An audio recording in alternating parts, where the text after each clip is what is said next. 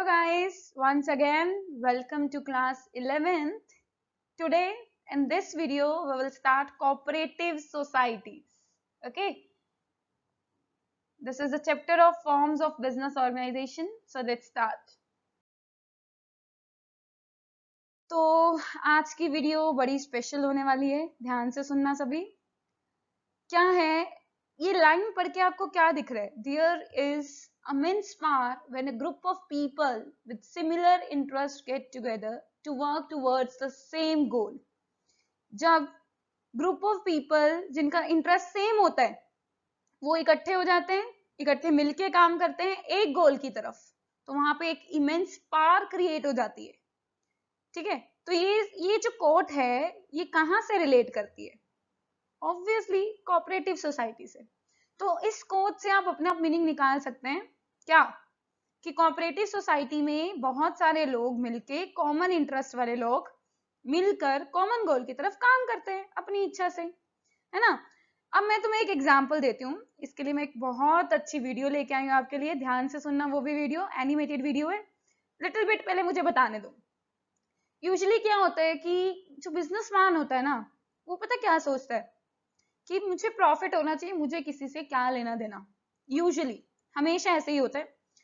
तो अब बिजनेसमैन जब ऐसा सोचने लग जाए और कंज्यूमर को एक्सप्लॉइट करना शुरू कर दे, एक्सप्लॉइट उसके साथ मतलब अपना पैसा कमाने के लिए उसको कुछ भी मतलब इतना सिंपल सा प्रोडक्ट बहुत महंगा बेचना शुरू कर दे, तो उस केस में इस एक्सप्लॉइटेशन को खत्म करने के लिए कुछ ना कुछ तो करना पड़ेगा।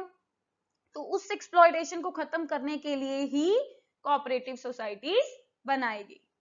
तो एक बार एनिमेटेड वीडियो देखो आप, फिर हम आगे बढ़ते हैं। बहुत मजेदार है, ध्यान से देखना। तो वीडियो में आपको समझ आ गया होगा। क्या समझ आया? कि वही वो पर्सन बोलता है कि हमें उनसे क्या लेना देना, कस्टमर से। एक पर्सन बोलता कि हम प्राइसेस ज्यादा क्यों कर रहे हैं, वो दूसरा कहता कि वो अफोर्ड नहीं कर पाएंगे। तो जो मेन था वो कहता कि हमें क्या लेना देना, प्राइसेस ज्यादा करो, प्रॉफिट से मतलब है बस, है ना। तो ये सब चीजों की वजह से ही कोऑपरेटिव सोसाइटीज हमें डेवलप करनी पड़ी। क्लियर? तो अभी ध्यान से सुनना। एक छोटी सी कोऑपरेटिव सोसाइटी पे आने से पहले मैं एक छोटा सा तुम्हें कुछ डिस्क्रिप्शन दे रही हूँ। 1960s में 70% फर्टिलाइजर डिस्ट्रीब्यूशन जो थी वो कोऑपरेटिव सेक्टर करता था। ठीक है, फार्मर्स की बात कर रहे हैं हम यहाँ पे। तो इससे आपको समझ आएगा इफको के बारे में, बहुत इंपॉर्टेंट चीज है, तो इसीलिए मैं ये आपको बता रही हूँ। आप देख सकते हैं पिक्चर में भी कि फर्टिलाइजर डिस्ट्रीब्यूशन ज्यादातर कोऑपरेटिव सेक्टर्स करते थे। फिर क्या हुआ, जिस किसी सेक्टर के पास एडिक्वेट इंफ्रास्ट्रक्चर नहीं है, ठीक है, जैसे फार्मर्स के पास नहीं था, तो उनकी कोऑपरेटिव सोसाइटी बना दी। तो अब उनके पास एडिक्वेट इंफ्रास्ट्रक्चर हो गया। अब इंफ्रास्ट्रक्चर होने के बावजूद उनको किस पे डिपेंड रहना पड़ता था? पब्लिक और प्राइवेट सेक्टर के ऊपर, मिडलमैन, उनके ऊपर डिपेंड रहना पड़ता था ताकि वो उनको फर्टिलाइजर सप्लाई करे और फिर वो काम शुरू करें। बट वहां पे प्रॉब्लम क्या थी students? The big problem was कि वो सप्लाई करते थे लेट, उनको जल्दी चाहिए होता था, तो टाइम गैप आ जाता था। और सिर्फ टाइम गैप ही नहीं, और डिमांड और सप्लाई में भी गैप आ जाता था। डिमांड वो आज कर रहे हैं, सप्लाई उनको 1 महीने बाद हो रही है, उसका क्या फायदा, है ना। जब गुड्स हमें चाहिए, आज चाहिए हमें, और 1 महीने बाद हो रही है, तो उसका क्या फायदा। तो यहाँ पे यही बताया गया क्या कि स्ट्रक्चर एडिक्वेट होने के बावजूद, सफिशिएंट होने के बावजूद प्राइवेट और पब्लिक सेक्टर के ऊपर हमें फार्मर्स को डिपेंडेंट रहना पड़ रहा था, जिसकी वजह से डिमांड और सप्लाई में गैप आ गया। अब सोसाइटी जो है फिर उसके लिए एक बनाएगी, उस सोसाइटी को नाम दिया गया इफको। क्या बनाया गया? इफको। इफको का मतलब क्या है? फुल फॉर्म क्या, बहुत फेमस है ये, आपको पता होना चाहिए। तो स्पेशल इस चीज को, इफको को इंट्रोड्यूस कराने के लिए मैंने ये आपको 2 स्लाइड्स पीछे वाली दिखाई। Farmer fertiliser cooperative limited specially establish की गई, बहुत सारी यूनिट्स इसके अंदर आती हैं। ठीक है, farmers cooperative society specially establish की गई, और इस चीज को खत्म करने के लिए जो मिडलमैन की प्रॉब्लम आती थी। अब जो नई सोसाइटी बनी उसका वेंचर बड़ा डिफरेंट था। The new society was a unique venture formed by different farmers through their own cooperative societies. अलग अलग फार्मर्स ने अपनी खुद की कोऑपरेटिव सोसाइटी बना के एक नई सोसाइटी बनाई पूरी कंट्री के अंदर, ताकि वो अपने आप को प्रोटेक्ट कर सके, उनके साथ कोई एक्सप्लॉयटेशन ना करे, कोई चीटिंग ना करे, है ना। अब जो है कोऑपरेटिव सोसाइटी जो इफको से एसोसिएट करती हैं वो 39,000 से भी ज्यादा उसके अंदर कोऑपरेटिव सोसाइटी इफको के अंदर एग्जिस्ट करती हैं, और 6 करोड़ के अराउंड इसके अंदर क्या है, फार्मर्स कनेक्टेड है, किसान। आप पीछे पिक्चर देख सकते हैं, इफको बस एक ही नारा, रहे खुशहाल किसान हमारा, देख रहे हैं ना आप लोग। तो ये इफको का मेन मोटिव ही यही है कि फार्मर्स को किसी भी तरह से एक्सप्लॉइट नहीं होने देना, ठीक है। अब ये सिंबल है इफको का, आपको पता होना चाहिए, दैट्स व्हाई मैंने स्पेशली एक स्लाइड इसकी डाली है, Indian farmers fertiliser cooperative limited. आपको पता होना चाहिए, काफी फेमस है। कोऑपरेटिव सोसाइटी की बात करें और इफको की बात ना करें तो कोई फायदा नहीं है। Today the number of societies बताइए आपको, 3900 से ज्यादा होगी है। The cooperative society so built help the producers to free themselves from the dependency on public and private sector.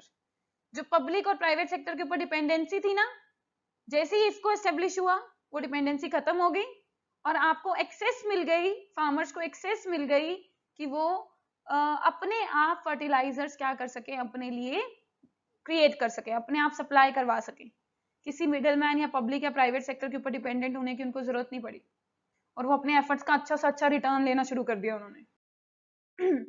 और आज के टाइम पे ये largest multi state cooperative society है कंट्री की, ठीक है।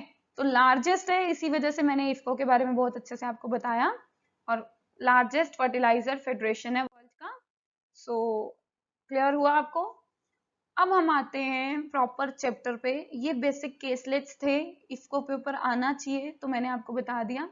आपके लिए स्पेशल शुगर इंडस्ट्री यहाँ पे शो की है मैंने, देखिए स्पेशल कोऑपरेटिव सोसाइटी है एक।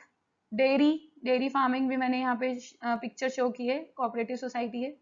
इसका मतलब क्या है, कोऑपरेटिव, इसका मतलब है इकट्ठे मिलके काम करना। किसके लिए, किसके लिए, अपने मेंबर्स के लिए।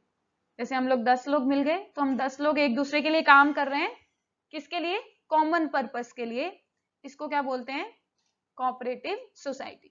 द वर्ड कोऑपरेटिव मीन्स, ये मीनिंग नहीं है सोसाइटी का, कोऑपरेटिव सोसाइटी का मीनिंग नहीं है ये कोऑपरेटिव का मतलब है वर्किंग टुगेदर, कोऑपरेट करके इकट्ठे काम करना, and with others for a common purpose, दूसरों के साथ काम करना कॉमन पर्पस के लिए। कोऑपरेटिव का मतलब है ये, कोऑपरेटिव सोसाइटी का मतलब प्रॉपर समझाने के लिए मैं आपको एक ये डायग्राम सा दिखाना चाहूंगी। यहाँ पे देखो बहुत सारे लोग हैं, सबने हाथ मिला रखे हैं, देख रहे हैं आप, सबने हाथ मिला रखे हैं और सभी कह रहे हैं कि हम एक दूसरे के साथ मिल के काम करेंगे, है ना। तो ये क्या है, उनकी एक सोसाइटी उन्होंने एस्टेब्लिश की है। इसका एम क्या है, अगर आपको कोऑपरेटिव सोसाइटी का मीनिंग लिखना है तो पहले एम पता होना चाहिए कि एस्टेब्लिश की किसके लिए की है, फिर ही आप मीनिंग लिख पाएंगे। It aims at protecting the economic interest of members. अभी जो मेंबर्स मैंने पीछे दिखाए थे जो हाथ मिला के खड़े थे, उन सब का इकोनॉमिक इंटरेस्ट प्रोटेक्ट करना, उन सबको रीजनेबल प्राइसेस पे गुड्स प्रोवाइड करना, मिडल मैन को एलिमिनेट करना। मिडल मैन बीच में बहुत एक्सप्लॉइट करते हैं, जो गुड्स जैसे क्या है 5 रुपीज की है तो बीच में मिडल मैन जो है उसको कंज्यूमर तक पहुंचाते पहुंचाते बहुत महंगी कर देते हैं। 5 रुपए वाली गुड्स 50 रुपए की, 100 रुपए की, 500 की, ऐसे करके बेचते हैं। तो मेन एम ही यही है, मिडल मैन को एलिमिनेट करना, ठीक है। और इसके लिए कंपल्सरी है कि आपको 1912 एक्ट के अंदर, कोऑपरेटिव सोसाइटीज एक्ट 1912 के अंदर आपको रजिस्टर करना पड़ता है। आप इसके अंदर वर्ड कोऑपरेटिव सोसाइटी यूज नहीं कर सकते, कोऑपरेटिव सोसाइटीज IES लगाना जरूरी है। एक्ट 1912 के अंदर अगर आप कोई भी कोऑपरेटिव सोसाइटी खोलते हैं तो इसके अंदर आपको क्या करानी पड़ती है, रजिस्ट्रेशन, ठीक है। कम से कम 10 एडल्ट मेंबर चाहिए होंगे इसकी फॉर्मेशन के लिए। ऐसा नहीं है कि तुमने खोली, एक सिंगल पर्सन ने कोऑपरेटिव सोसाइटी खोली, ऐसा नहीं होता। इसके लिए कम से कम 10 एडल्ट मेंबर अपनी इच्छा से जब राजी हो, ठीक है। और इसके अंदर कैपिटल भी किससे रेज की जाती है, मेंबर से। 10 मेंबर मिल गए, अब 10 मेंबर ही इस कोऑपरेटिव सोसाइटी के क्या खरीदेंगे, शेयर्स खरीदेंगे, और उससे कोऑपरेटिव सोसाइटी में क्या आएगी, कैपिटल आएगी। और ये क्या है, एक सेपरेट लीगल एंटिटी होती है, सेपरेट लीगल एंटिटी के लिए देखो मैंने यहाँ पे पिक्चर डाली है स्पेशली कि इसकी जैसे रजिस्ट्रेशन हो जाती है, इसके मेंबर्स और सोसाइटी दोनों अलग अलग कंसिडर किए जाते हैं, एक ही कंसिडर नहीं किए जाते। तो इसके लिए पहले फीचर्स हैं, ठीक है, तो टोटल 5 फीचर्स हैं, separate legal entity, voluntary membership, limited liability, service motive और कंट्रोल। अब आता है, पहले फीचर्स करने से पहले हम एक मीनिंग बनाते हैं।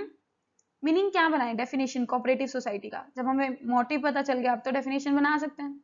It refers to a voluntary association, voluntary अपनी इच्छा से, ठीक है, पर्सन्स की एक वॉलंटरी एसोसिएशन है जो मिल जाते हैं, who join together for mutual help, एक दूसरे की हेल्प करने के लिए, with minimum of 10 person and registration is compulsory under cooperative society act 1912। तो अगर ये पॉइंट्स जो मैंने यहाँ पे लिखे हैं हैशटैग लगा के, इन पॉइंट्स को आप जोड़ दो, इकट्ठा कर दो, तो एक क्या बन जाती है हमारी कोऑपरेटिव सोसाइटी की डेफिनेशन। तो फर्स्ट पॉइंट देखें यहाँ पे, voluntary association, second join together, third minimum for mutual help, fourth minimum of 10 persons, fifth registration is compulsory and it is considered as separate legal entity. Capital is contributed by members only in form of share capital and they can raise loans from banks also. Act for cooperative society is Cooperative Societies Act 1912. इन सबको एक line में लिख दो और एक definition बन गई। वैसे तो फर्स्ट 4 पॉइंट्स में ही डेफिनेशन बन गई, फर्स्ट 4-5 पॉइंट्स ही बहुत हैं, बट अगर आप चाहो डेफिनेशन को लंबा कर सकते हैं और ये सारे पॉइंट्स उसके अंदर क्या कर सकते हैं, कवर कर सकते हैं। तो ये कोऑपरेटिव सोसाइटी की डेफिनेशन होगी। इसको ज्यादा एक्सप्लेन नहीं कर रहे क्योंकि पीछे हम यही सब डिस्कस करके आए। डेफिनेशन देखो, cooperative society refers to voluntary association of persons who join together with the motive of welfare of members, right. अब ये फीचर्स, ये कोऑपरेटिव सोसाइटी में आपको यहाँ पे स्पेशल पिक्चर डाली है मैंने सिर्फ दिखाने के लिए कि जैसे ये एग्रीकल्चर के अंदर कोऑपरेटिव सोसाइटी है तो इसके अंदर इस तरह से वर्किंग चल रही है, सभी लोग मिलके काम करते हैं। एंड फर्स्ट फीचर एक्सप्लेन कर रही हूँ। आप साइड में पिक्चर देख रहे हैं बेटा, देख रहे हैं कि मैंने कार्टून से दिखाया और सभी हाथ खड़ा करके खड़े हैं कि हम बनना चाहते हैं मेंबर, हम बनना चाहते हैं, अपना हाथ अपनी मर्जी से खड़ा कर रहे हैं, उसको बोलते हैं वॉलंटरी मेंबरशिप। कि कोऑपरेटिव सोसाइटी के अंदर मेंबरशिप लेना अपनी इच्छा होती है और मेंबरशिप सबके लिए ओपन है, किसी तरह का कोई रिलीजन, कास्ट या फिर जेंडर बेसिस डिस्क्रिमिनेशन नहीं होती इसके अंदर। कोई भी पर्सन फ्री है कोऑपरेटिव सोसाइटी को ज्वाइन करने के लिए और कभी भी छोड़ भी सकता है, उसकी मर्जी है, कोई कंपल्शन नहीं है कि जो ज्वाइन करे तो उसको इतने टाइम बाद क्विट भी करना पड़ेगा, नहीं, कभी भी ज्वाइन करे कभी क्विट करे, ठीक है। बस एक चीज जरूरी है कि एक मेंबर को एक नोटिस देना पड़ता है सोसाइटी लीव करने से पहले, ठीक है, और नोटिस देना कंपल्सरी है, बाकी लीव करना उसके लिए ऊपर कोई रिस्ट्रिक्शन नहीं है, लीव करने के लिए कभी भी छोड़े, बस नोटिस दे दे, ठीक है। तो वॉलंटरी मेंबरशिप में आप यही पॉइंट बनाएंगे कि इसके अंदर मेंबरशिप अपनी इच्छा से होती है, ना कोई भेदभाव होता कास्ट रिलीजन बेसिस पे, बस यही बनाना है। और बस वो कंपल्सरी वाली बात जरूर लिख देना, नोटिस वाली, जब भी इस पॉइंट को एक्सप्लेन करेंगे। नेक्स्ट पॉइंट है सेपरेट लीगल स्टेटस। देखो फिर से मैंने पिक्चर डाली वो वाली कि कोऑपरेटिव सोसाइटी के अंदर रजिस्ट्रेशन कंपल्सरी है, ठीक है। रजिस्ट्रेशन पता क्यों कंपल्सरी है? क्योंकि जैसे ही रजिस्ट्रेशन होगी तो कोऑपरेटिव सोसाइटी एक सेपरेट एंटिटी बन जाएगी और उसके मेंबर्स अलग कंसिडर किए जाएंगे, ठीक है। सोसाइटी के नाम पे अलग से कॉन्ट्रैक्ट हो पाएंगे, सोसाइटी अपने नाम पे प्रॉपर्टी रख पाएगी, सोसाइटी किसी के अगेंस्ट स्यू कर पाएगी और दूसरे लोग भी इसके अगेंस्ट क्या कर पाएंगे, स्यू कर पाएंगे। A result of being a separate legal entity, it is not affected by the entry of its members. कि इससे बाकी मेंबर्स के एंट्री पे इफेक्ट नहीं पड़ेगा, ठीक है।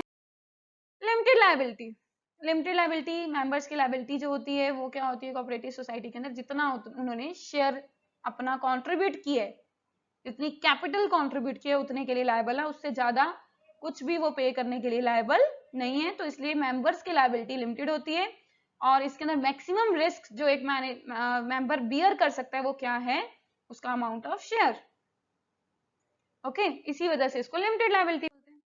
कंट्रोल, यहाँ आप पिक्चर में देख सकते हैं कि एक पर्सन एक बॉक्स के अंदर एक स्लिप डाल रहा है, वो स्लिप जो है सजेशन है।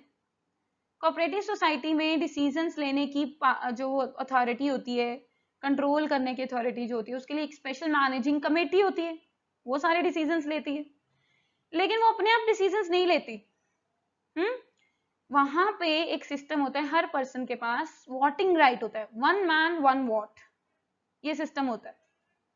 तो मेंबर्स को चांस मिलता है, जो मैनेजमेंट कमेटी है उसमें किसको डालना है किसको नहीं डालना, सभी मेंबर्स को चांस मिलता है वोटिंग देने का।